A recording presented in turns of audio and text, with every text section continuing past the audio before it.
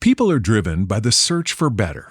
But when it comes to hiring, the best way to search for a candidate isn't to search at all. Don't search, match with Indeed. The hiring process can be slow and overwhelming. Simplify hiring with Indeed. Indeed is your matching and hiring platform. With over 350 million global monthly visitors according to Indeed data, and a matching engine that helps you find quality candidates fast.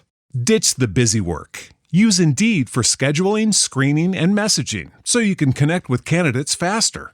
Join more than 3.5 million businesses worldwide that use Indeed to hire great talent fast. Listeners of this show will get a $75 sponsored job credit to get your jobs more visibility at Indeed.com/PODKATZ13. That's Indeed.com/PODKATZ13. Terms and conditions apply.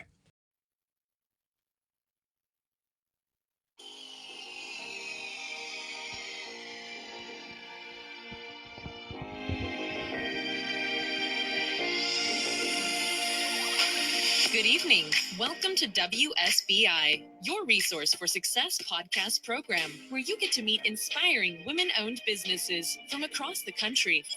And now, for your host, Kimberly McLemore.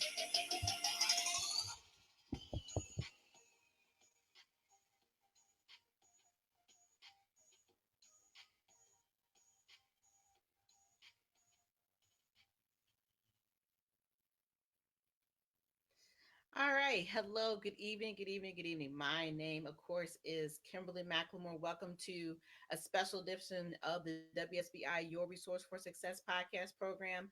I have two phenomenal guests I will be bringing on the show this evening. I will be bringing on a phenomenal guest. His name is Kenyon Salo, who is the owner and founder of Kenyon Salo Inc. And as we call him, the Kenyon is the James Bond of speaking and keynote engagements. Also with us, I will be bringing on next, we will have a phenomenal author. And she is also, her name is Martha Young. She is the founder of I got my brain here all mixed up here. She is the founder of I Am Not Broken Yet, and author of War Stories. So we will be bringing on Miss Martha Young here shortly. But without further ado, let's get our first guest on this evening. And we're going to bring him on. We got Kenyon coming up here in a couple of seconds. Hey, how you doing, sir? I'm doing amazing, Kimberly. Thanks for having me on board. You're welcome. Of course, this isn't our first time together, but this is the first time that we actually have been able to be live and hanging out with each other, right? That's right. That's right. I see you. I can see you in person. I love it. I love the energy you bring to the table. It's so fun. Well, thank you. I'm excited about tonight. This is always my lifelong dream to be able to hang out with you and actually get to see you now. I mean, even though I'm not with you physically, but hey, this will work, right? One of these days, I'm going to take you out of an airplane. Well, we're going to go skydiving together. Hey, I'm ex-military, so I've been up in a few planes, so we're good. We may be able to do that together. If I can't make it, I'll probably send my son up there because he would probably love to do something like that. That's but awesome. No, I would absolutely come and at least try. If you don't try, you never know what's going to happen, right? That's exactly right. That is exactly right. All right. But one thing I'd like you to do is, why don't you tell the listeners just a little bit more about yourself, and then we're going to dive right on to this awesome interview. Well, my name is Kenyon Salo. I live in Boulder, Colorado, and one of my favorite things to do is jump out of airplanes. I do get to jump on the Denver Broncos skydive team. It's called Team Thunderstorm. And my true passion is keynote speaking. So I travel all around the world. I do international speaking engagements, and I help people through a process of 3 easy steps to live a life of fulfillment. And so it's truly wonderful to be able to do that, to be able to be in front of audiences, be able to connect, be able to impact lives. And for me, live my best bucket list life, be able to experience the world, share the stories with others, and be able to hear their stories. And ultimately, what I think is most important is helping others. And when I help others first, I know everything I desire comes back tenfold. You're right. And I just love your energy because I've been following you and watching you. Like I said, we've talked before. And the thing that just amazes me is how you conduct your speaking engagements. You don't do normal speaking engagements. You actually are standing up. When you say standing up on a higher level, you are literally standing up on a higher level, and kind of explain what that means to everybody else. Yeah, I really study the craft when it comes to speaking. I think it's really important. I believe that audiences are consuming content differently in this day and age. So I believe speakers have to deliver content differently in this day and age. And one of the things that I love to do is I want to make sure I touch upon the 3 different types of personalities. There's the visual people, there's the cognitive people, and then there's the kinesthetic people. And so throughout the keynote, I make sure that I touch upon those. And the part that you're talking about is the experience section, where I bring a 6-foot, 8-foot, sometimes even a 12-foot step ladder on stage. And I use that as a visual, as that's where we want to go for our dreams, goals, and desires. And at one point, I actually stand on the very top step of this step ladder. You know, the part that says, do not stand on or above, could cause serious injury or death. I make that step, and I'm standing there, both feet on top there. And it really makes the audience uncomfortable, but it's also a way for them to really understand and how I'm able to impact them, but have them unpack what's happening and realize that in that moment that their environment, their world is keeping them from doing what they really want to do. And I have to go up there and make sure that the audience doesn't keep me from doing what I want to do. And so we unpack that. And it's really visual. It's also visceral. It's really pretty powerful. Yeah, it is. And that's what stands out. I've noticed you doing that in a lot of your speaking engagements. But the thing that I love about what it does is it forces people to bring that fear out of themselves. Yes. Doing something that's considered the unknown. Like you said, who in the world would ever think about standing on top of the very top of the ladder, knowing that it tells you don't do that? But at the same time, if you don't step out of your comfort zone, you'll never know what it feels like on the other side, right?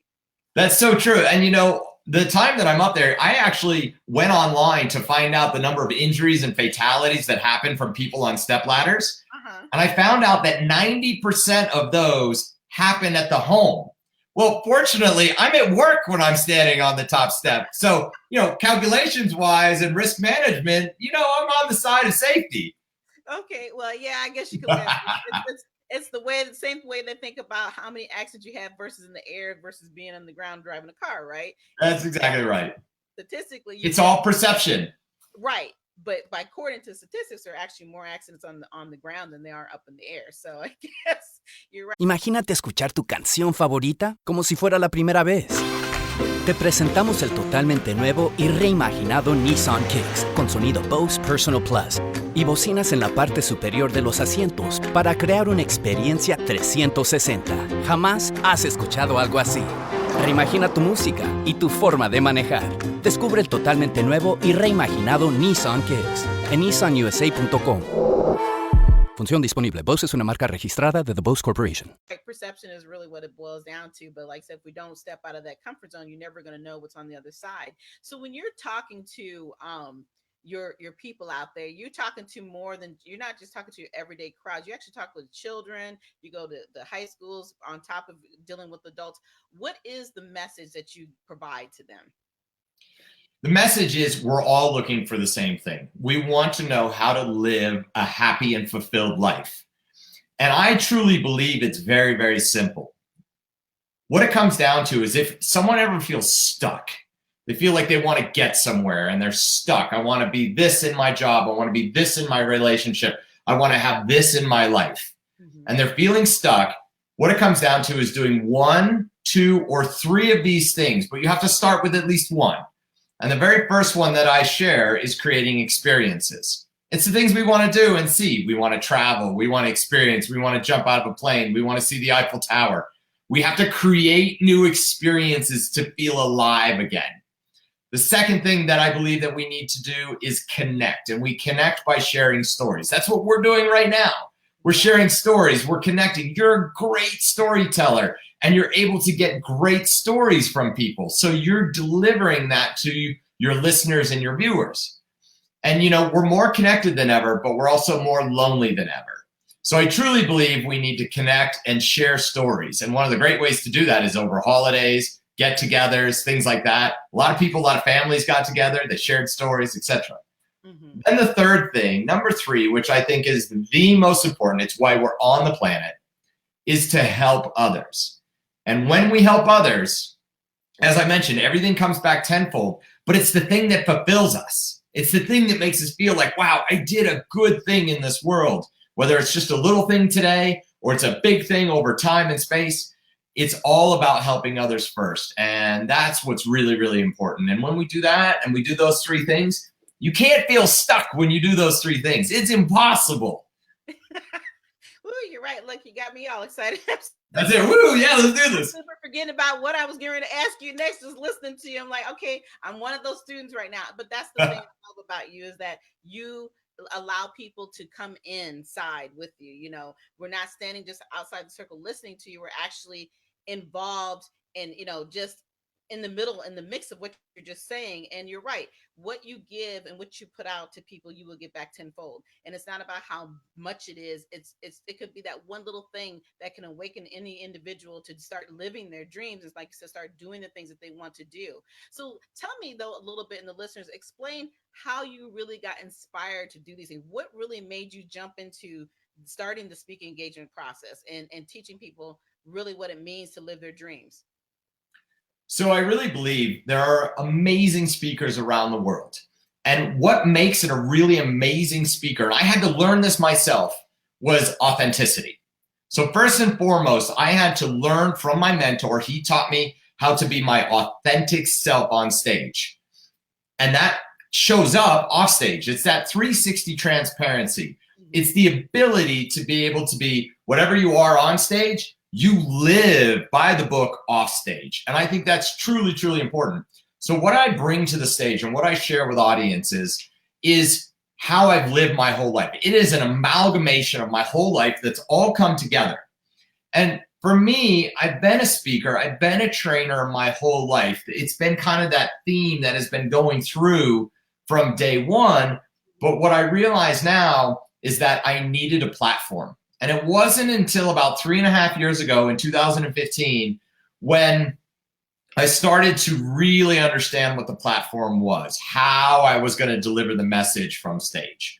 Because there are speakers who say, I just want to be inspirational, or I want to teach leadership or team building. And I'm like, well, what are you going to say?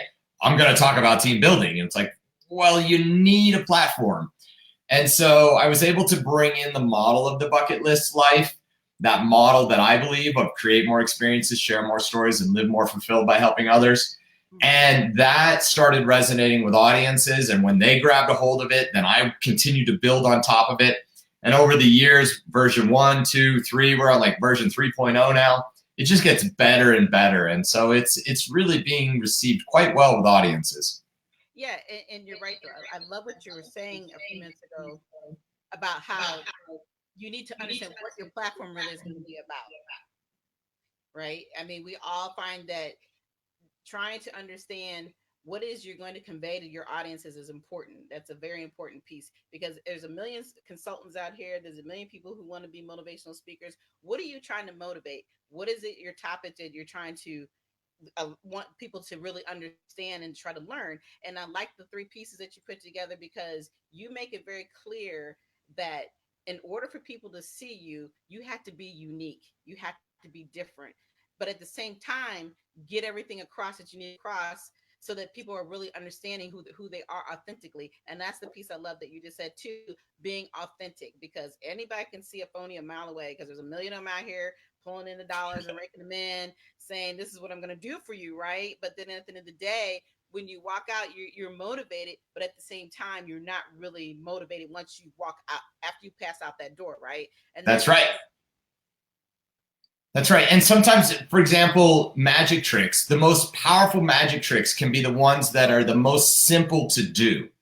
And I believe that the 3 simple concepts, because there's amazing speakers and they tell these stories that are powerful, but there's a gap between where the audience is and where they're at. And the audience says, wow, that was amazing, unbelievable, but I could never do that. I could never make that leap. That bar is too high for them.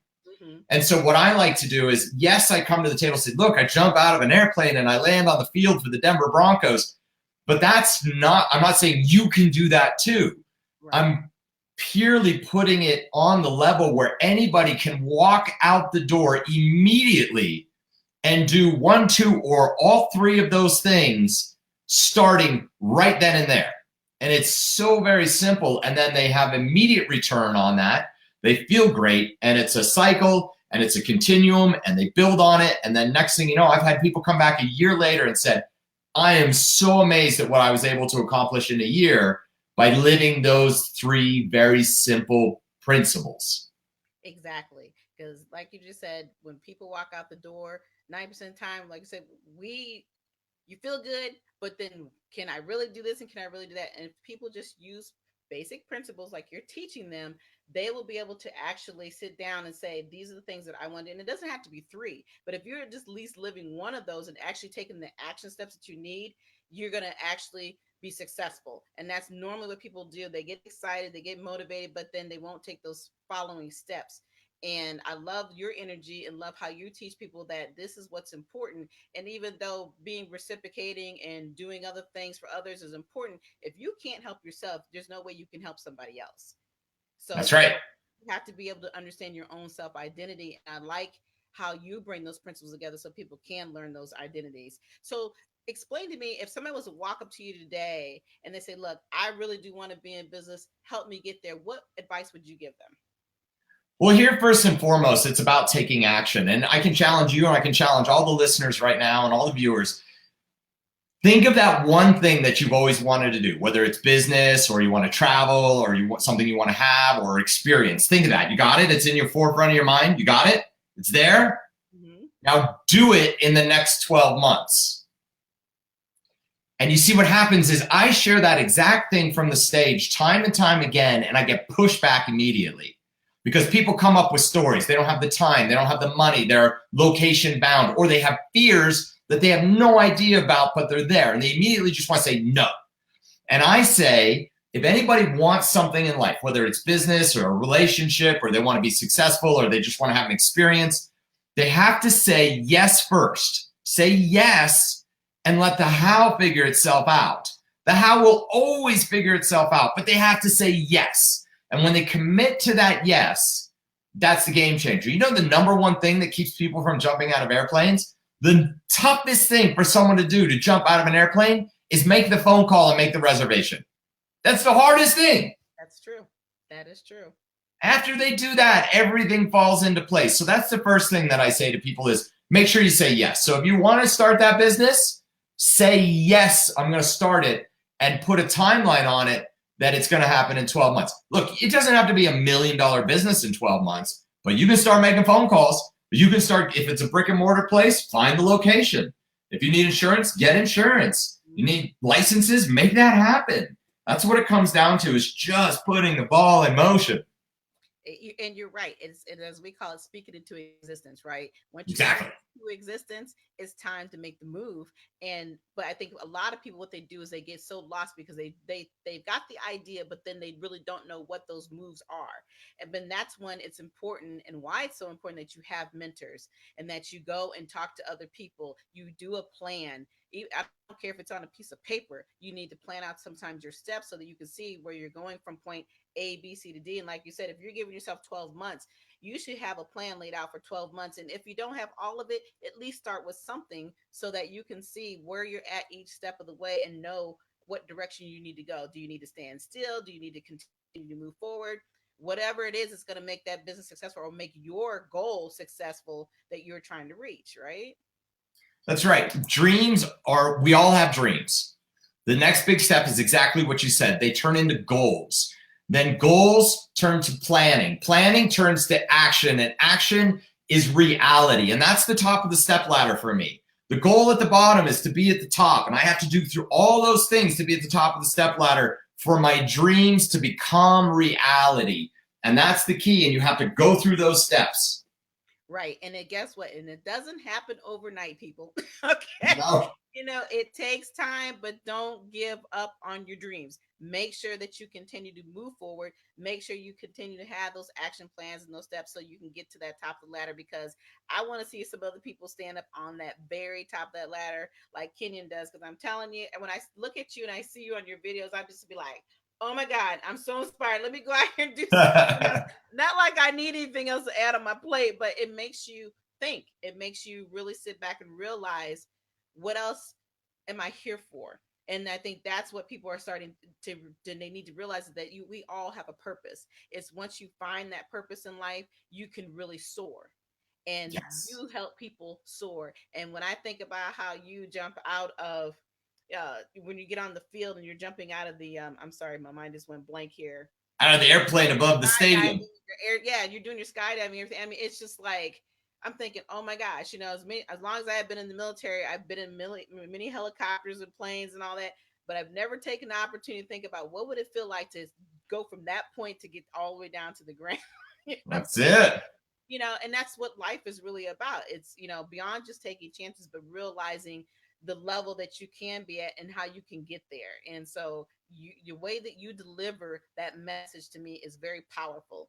And I think that if people, even if they could never see you in person, they would just sit down, take 5 minutes and look at one of your videos, go to your website. I mean, you are phenomenal. When they say that James Bond is speaking, I'm like, this dude is off the chain, right?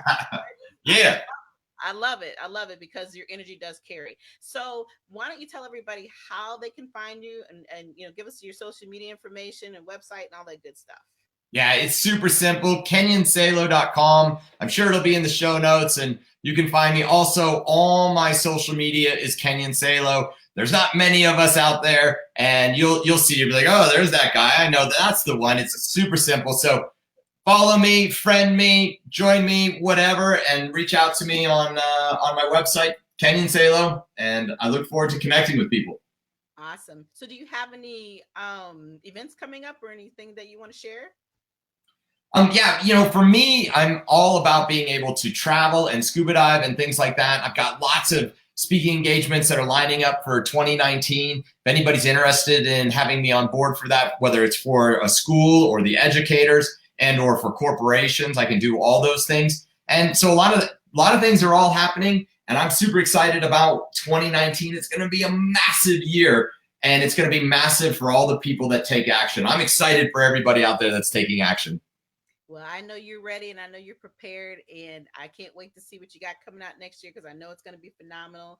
And I really do want to say thank you again for coming on my show. I appreciate you so much and love you to death. You're my favorite James Bond. Thank you, Kimberly. Thank you, Kimberly. I accept. I absolutely accept. No, stop. No, stop. Really.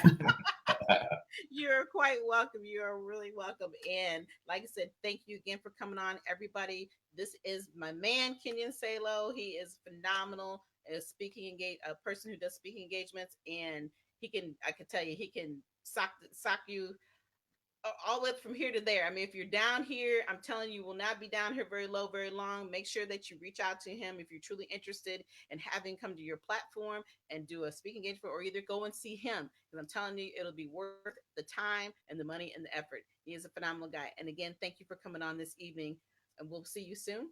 Thank you. I appreciate it. Thank you so much, Kimberly. You're welcome. All right. We are going to be bringing on our next guest here in just a couple of seconds, and just getting myself situated so we can bring on a phenomenal guest, Miss Martha Young. And like I said earlier, she is going to be coming on here. So I'm real excited. So Martha, get ready. We're going to bring you on here, Lady Bug. Just give me 2 seconds and we'll get you rocking and rolling.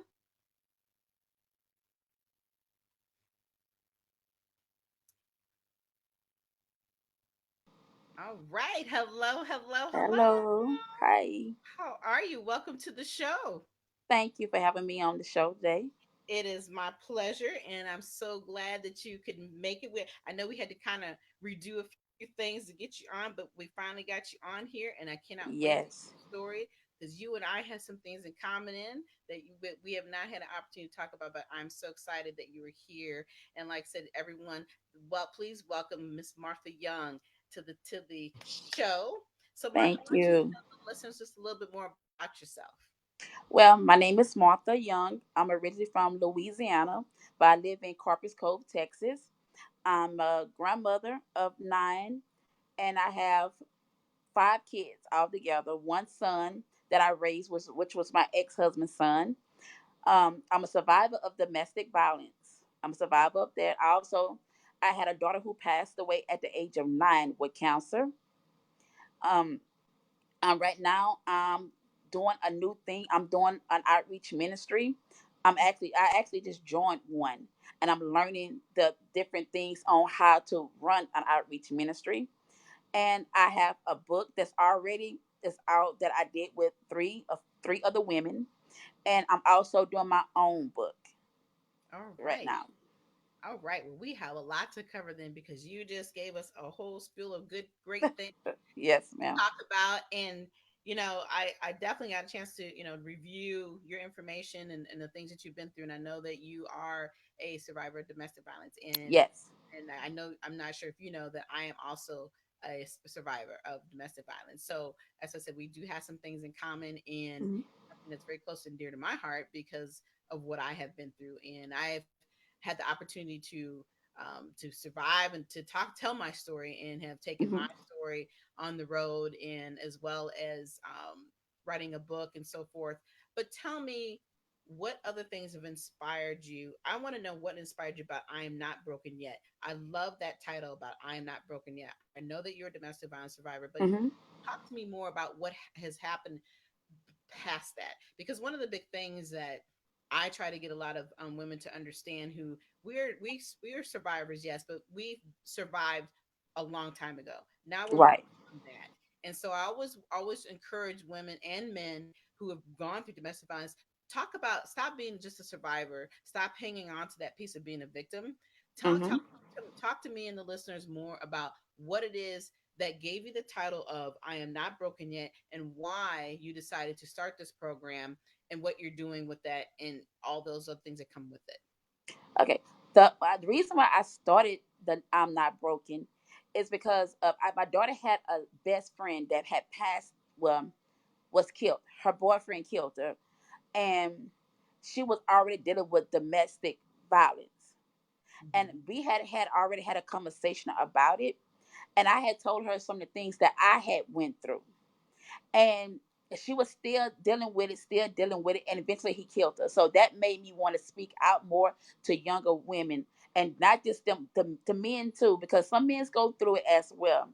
So the not broken come from all the things that I had went through, from losing a child, from dealing with domestic violence. That name one, when I first started out, I didn't know exactly what I wanted to do, further than Mhm. organization wise, but I Mhm. knew I wanted to go out and speak on different things, and I just didn't know what was it gonna be, because I didn't know if I want to speak about my daughter, or what did I want to speak about the domestic violence. Right. And so after that happened, and my daughter was crying, and she was telling me the things, and I was like, you know what? I need to start speaking out on this more, because we speak about it once a year in October, but some of us don't speak on it at all, and it's feel Exactly. like it's been swept up under the rug, and I feel like that it should be spoken about all the time, because domestic violence goes on every day, every minute, every hour. I mean, it have no time limit. It just goes on, and some of us don't know how to come up out of it.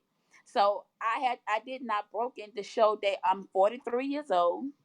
I have Mhm. 9 grandkids. All my kids are grown, and I don't look like the stuff that I have went through. So that was one of the reasons why I did I'm Not Broken, to show others that you don't have to stay in this. And a lot of us are scared. We scared to start over. That was one of my things. I was scared to start over. I didn't want to lose Mhm. what I had built. So Right. I was scared to let go. And I just want to show that you don't have to sit there. You could, I mean, you might struggle for that minute, but it's not gonna be a struggle forever. Right. But the key thing is, I think a lot of people don't understand that the things that most women are worried about, and we're going to focus more on the women because this is Uh-huh. our story. and Right. this is your story. And the things that I have learned while talking to other women is that they're more worried about the material side versus realizing Right. that those things can come and go, but your life can't. And Right. that your daughter um friend has experienced this, it died because of somebody else's hands, because of fear of, well, what happens, if I move on, or how am I going to survive, what am I going to do without this person. it's Mm-hmm. always it's always about fear, it's always about control. And Right.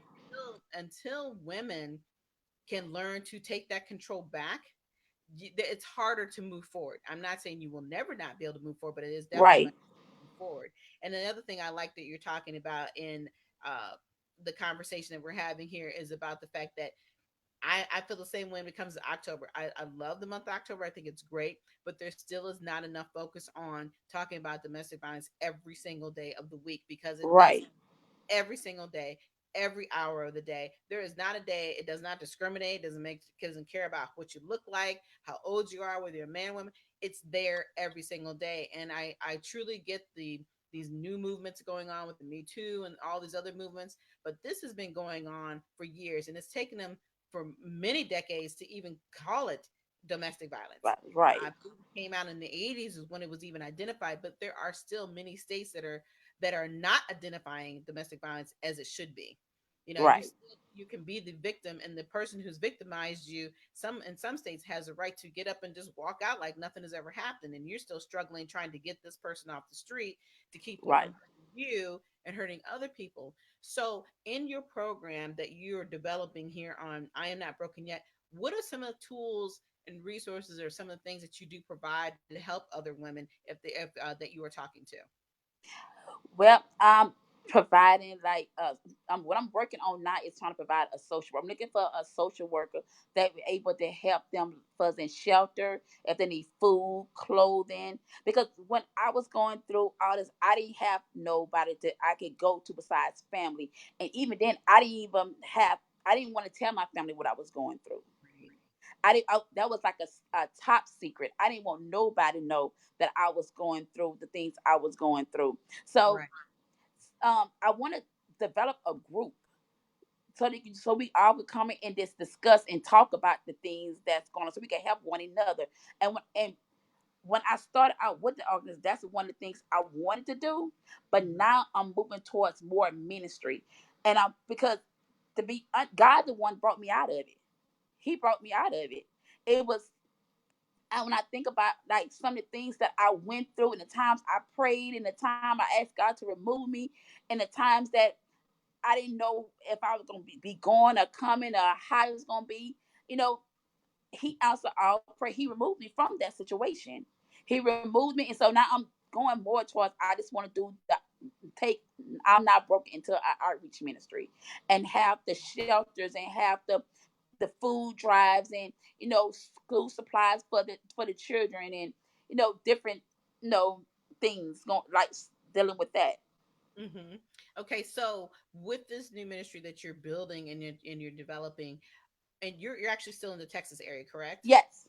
Okay, so what outreach have you been able to do with some of the churches in the community and other communities? And I'm sure there are definitely some shelters. There are safe shelters there. There are other shelters there Right. that help. What is the goal as far as working with them to help you align? What you're trying to do with your program. Well, I'm in a military town, so there's a lot of shelters for military. So Hmm. there's really not too many shelters for women who's not in the military. So Interesting. I'm working on that, and also I've been doing a little traveling. So I've been doing a lot of speaking at churches, Okay. so church events. And my main topic that we have been talking is about what's hidden behind the mask, as what we talk about the things that we are hiding behind and things that we scared to bring forward, and Hmm. what's hidden behind the makeup, how we hide behind all that makeup and Absolutely. scared to remove the makeup from us. Right. Right. And you talked about earlier, just a few minutes ago, where you were talking about how you were hiding the things from the family. Did Right. you discover that once you actually accepted things and came out, did you realize that they already knew what was really going on? Yeah, my mom told me she knew. Mm-hmm. She knew, but she was waiting for me to come and talk to her about it. But I never came to her and talked to her about it. And Mm-hmm. I just went through it on my own. I didn't want to involve anyone because involving other people into it and I go right back to it. I didn't want nobody to be sick and tired of me talking about keep going back and forth because I had already went back by 20 times and not more Mm-hmm. to the same Well, situation. right. And I definitely, hear what you're saying, but I think a lot of times as victims, what we don't realize, and I went through the same process where we Mhm. think we're actually protecting our families and we think we're Right. actually protecting our friends and our colleagues and all the people that we're surrounded by. But at the end of the Hmm. day, they really do know that we're not hiding anything and they're much more willing to help and be more involved versus what we oppositely think about. And Right. you're victimized every day because you don't really know what what day is going to be for you. Every day is going to be different, and so when you start involving people and you start involving your family, you're protecting them as well as you're trying to Right. protect yourself. But at the end of the day, we're really not doing them any favors by not telling them. uh, Right. so but talking about it consistently, as like you said, with not just the community but when we're talking with our families, people need to have the understanding of why does this happen, and then when it does happen, how do we help the individual that is being victimized every day. And the, Right. the big thing that I find that the conversation that people need to understand, like you just said something that brought me to think about, is that people they're very critical. They don't understand what you're going through, so they will criticize. Right. And you were saying that they want to understand, well, why are you going back and why are you coming. The key is that in order for them to understand, they have to be involved, and everybody has a different story and a different reason, a different purpose. Right.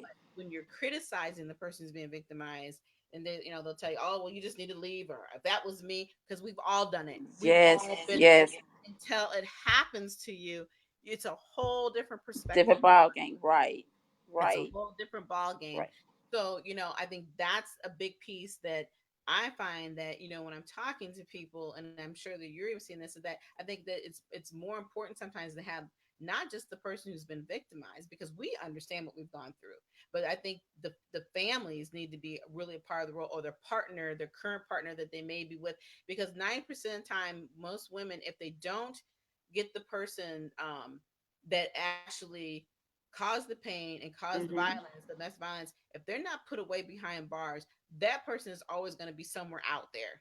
And if Right. they're not cooperating and working with the legal side of it, then Hmm. I think a lot of times women don't necessarily it's hidden in the back of their minds, but it's never really gone until you can have that comfort of knowing that Right. that individual is no longer going to be in the picture, period. I think that's the piece that's really important. So I guess my next question for you is that, I know you're probably facing some challenges trying to go through this process of keeping putting this business together, your organization, because you've Yes. got about 3 or 4 different layers going on right now. So talk a little bit about those challenges, and what is it that's keeping you going consistently? What's keeping me going consistently is my children, my kids keeping me going. Because much as all the things I'm going through, 'cause I wanted to give up a couple of times doing this because there was I couldn't get no one that would mentor me into this or tell me which way I can go. Out of all the people I had reached out to try to do it, Mm-hmm. I kept getting stuck. Or either I find someone and then that fell through, then I find somebody else, or that fell through. So I started doing like events on my own. So I did my first event last year called "Was Hidden Behind the Mask." I did that one, and that was like a nice turnout. Mm-hmm. And after that, I was like, okay, so now what's next? I always feel like I'm not doing enough. That's my biggest challenge. I feel like I'm not doing enough. And every time I hear that someone is going through the same situation I'm going through, then I think about, oh God, no, what tell me what I should do. Because I want to reach out and be able to help that person. And I know that person's going through. I want to go out and help someone else. So my biggest thing is that I never feel like I'm doing enough. Well, the key is that you are doing enough. And I think a lot of times, because we've been through what we've been through, we always think we're never doing enough. And the big part of it, like I said, is just having the conversation. Just speaking up is the first step. Being able to even admit that you've gone through something is tragic as this, and then knowing that there's so many others, because unfortunately we're not going to be able to save the world and help everyone. But at the same token, if you can share the information and the resources, it really makes a huge difference. And it's much more than what some of them are actually getting. Like you even said, you didn't know where to go, you didn't have any idea who to talk to. So all those little pieces that we think aren't enough, 90% of the time, that one little thing is what's going to get them over the hump and help them make the decision. But the biggest thing is having that self identity, that piece right there, knowing that you got to be able to say to yourself, I'm going through this now. It's time for me to let God guide me out of it. It's time for you to come out of it, right? In order to continue to have and be able to move forward in life. And I think that's where a lot of people get stuck. They're in between those stages and not really knowing what they need to do. And if they do know that they need to get out, they're just that fear is what stops them, because of course somebody's telling you every day that you're worthless and that you're never going to make it, nobody's going to want you. That cycle is continual, and until you have enough faith and belief that God is going to guide you out of that, you will be stuck. We've been there, so we understand it. So talk a little bit about your story there. And a lot of people don't think, they think only domestic violence is only just physically. They don't realize that it's mentally, it's financially, it's more to it. It's not just okay, he just puts his hands on you. I mean, think about the finances. Think my no, I had my biggest mistake was I did a joint account with my ex-husband, and I was making the most money, and he was paying the bills out of my money, but he was doing what he wanted to do with his money. That was financially. Mentally is when he was talking about me, calling me out my name, making me think that I was worthless. That was mentally. And it's different kind of abuses. It's different kind of things that that we go through dealing with domestic violence. Right, because what people don't understand, like I said, it's all about control. So you have to build your way up. Now there are some who don't do that from one end to the other. They just jump right into the physical. But because we live in a society, in a world where it's all about the physical. It's all about being rude. It's all about we can't even have a conversation without somebody wanting to kill another person or do something. So there's so much violence in the world today that's really a way that people believe to resolve things. And even if that's where their foundation started at. So if they've seen that, they'll actually believe that is the proper way to handle a relationship. With the arguing and calling out your name and being disrespectful. So there's so many. They think it's love. Right. And there are some women who actually believe, oh, he just loves me. I'm like, wait a minute. I was one of the women. Right. Well, and my theme is, if love should not hurt. Period. Right. And you don't have to be in a bad situation to understand that. You don't have to be in a domestic violence situation to realize that if love is hurting you, it's time to let it go. It's time to move on. I would rather have that 5 minutes of feeling lonely and sad versus having to feel it for a lifetime or not be here to talk about it at all. Right. And that's what one of the things that he used to do to me. He told me that when he stopped beating on me or stopped doing the talking bad about me, that means he don't love me no more. So I was like, okay, so I got to keep him doing what he doing to me, because that's the way he say he loved me. And it took me years to realize that is not love. It took me years to realize that I need to get up out of there, because I didn't want my daughters to know that was love. Right. Exactly. I had to look at my girls every day and say, okay, what is I'm doing? Like, I don't want my daughters to grow up, all my granddaughters to grow up thinking that, hey, in order for me to feel love, I got to be mistreated. This is love. No. So I would know that's one of the biggest things. When I left him, that was one of my biggest accomplishments. When I walked out that door. Right, because what you didn't want to do was set the example, and you were exactly doing, not knowing, oh my gosh. And then once you realize that, oh my God, this is not what I want my kids to see. This is not how love's supposed to be. You did the right thing. It was time for you to prepare yourself to make that exit. And I'm so glad you did, because if you didn't, you wouldn't be able to sit here and talk to me, and you wouldn't have been able to be a part of that book. So talk to me a little bit about the book, that you were collaborated on as a co-author called War Stories, Volume 1. So I tell my story about where I'm from. I tell how it all began. I met him when I was 18 years old. And I met him because I had already had a daughter and I was pregnant already. And so he was taking care of kids that wasn't none of his. So I felt like that, okay, this is the kind of man I want. He gonna take care of kids that's not none of his. And then plus the money that he had a job, but he was all the time the biggest drug dealer in Louisiana. Wow. So Okay. I talk about that. I talk about how I felt like that once I married him, I was still dealing with the other women's in the street. I was still dealing with, the drama behind him, period. But I thought I had won because I married him.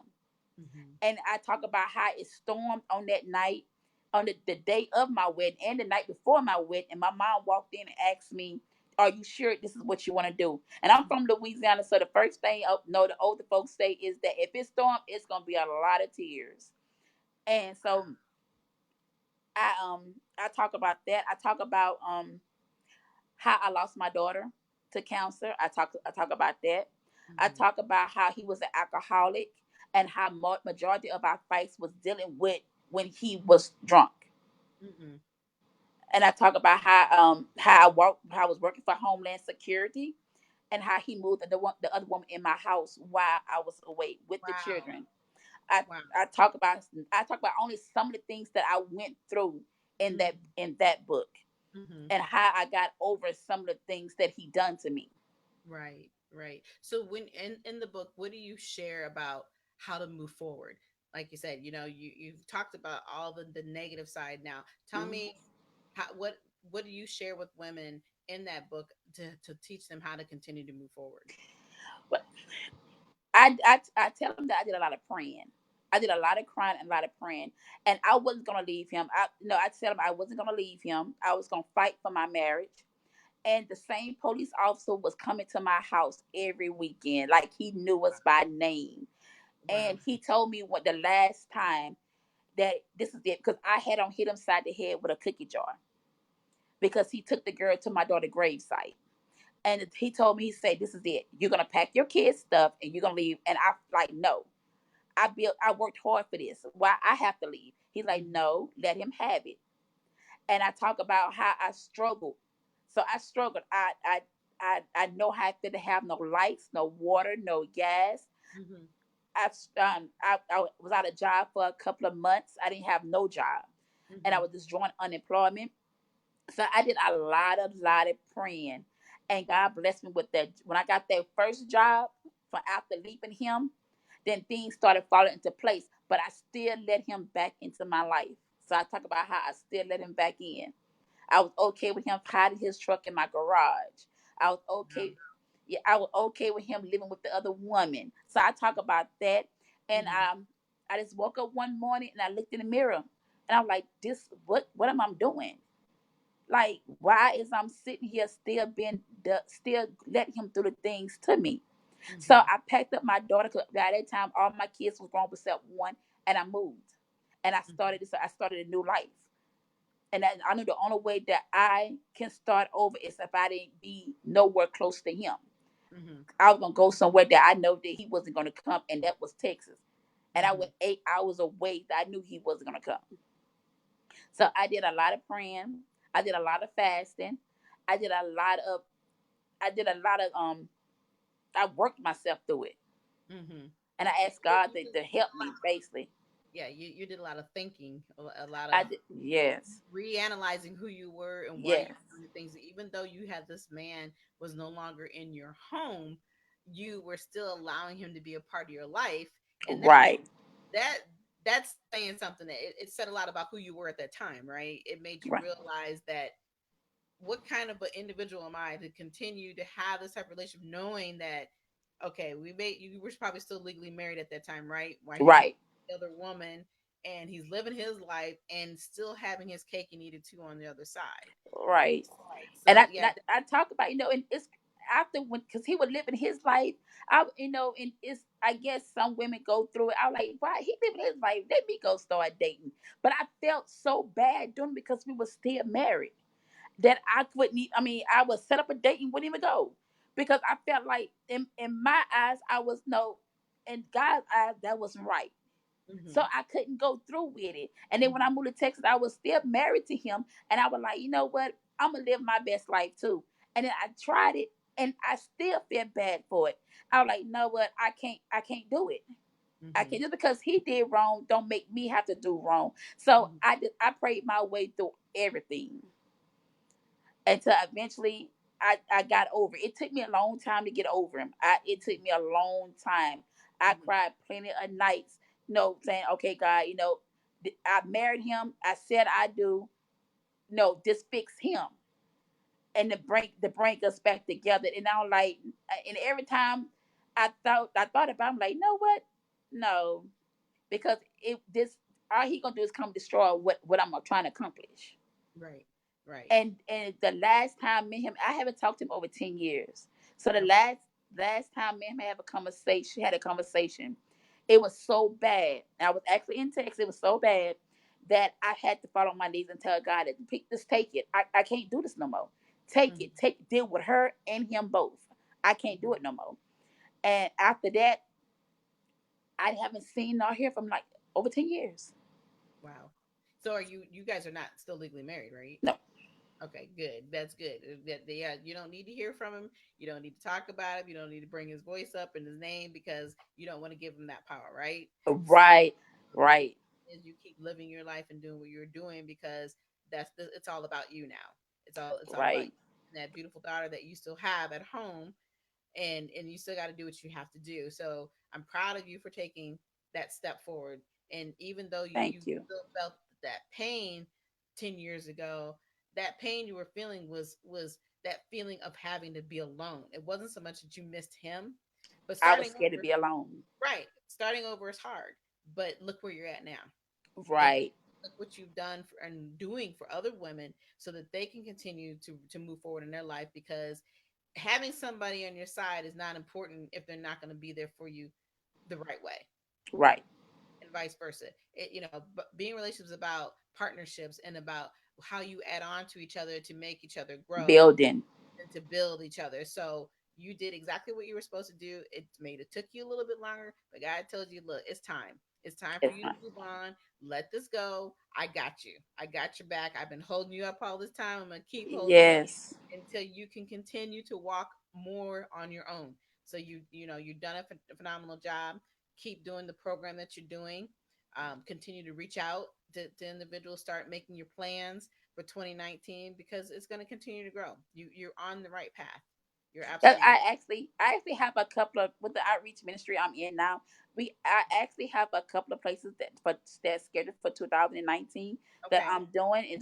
But I'm praying that God will open up more doors so I can be able to go out and reach more. Because basically, that's what I do. I tell my story and tell the things that I went through and how did I come out of it all. Mm-hmm. So Yeah, and basically, the doors will continue to open. Do you have any other events for the rest of this year, or any other the speaking rest of engagements? this year, no, ma'am, it's all next year. All right. Well, keep me informed. Let us know what's going on. Tell the listeners how they can get a hold of you and find you. Well, I'm on Facebook. I have two Facebook pages. I have Martha Young. It's Victoria to Vic. I'm sorry, Victim to Victorious, and that's like my business page. That's what I post like mostly all my stuff.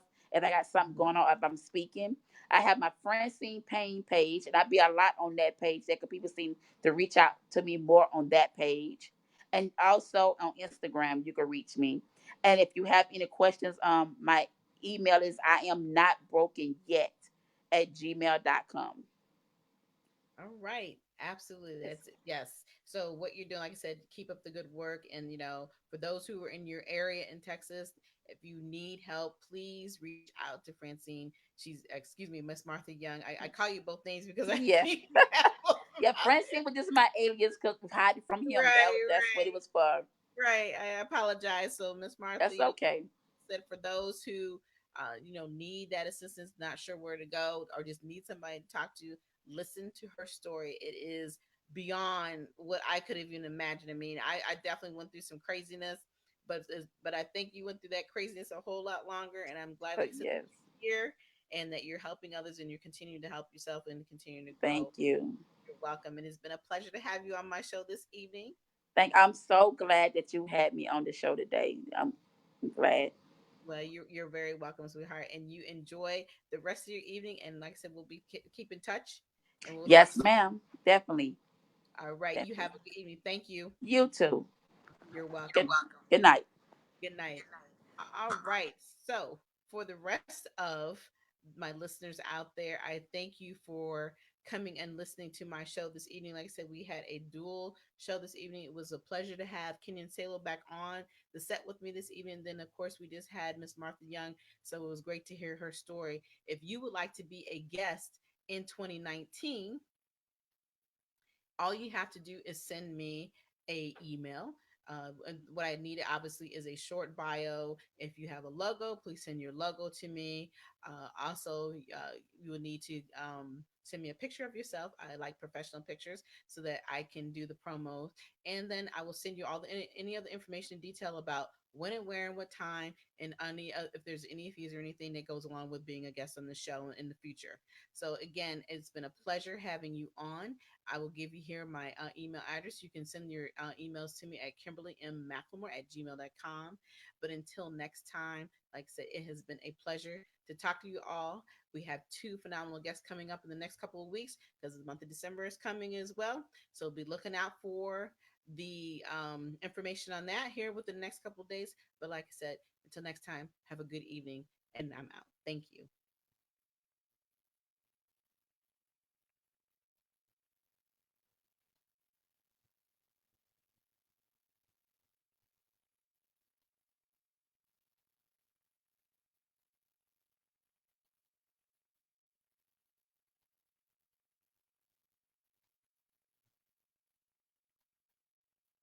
Good night, everyone. We will be back next Thursday evening at 7 p.m. Follow us on Spreaker, www.spreaker.com/user/WSBI. View our new WSBI website anytime at www.wsbillc.com and on Facebook, Twitter, YouTube, LinkedIn, and Instagram.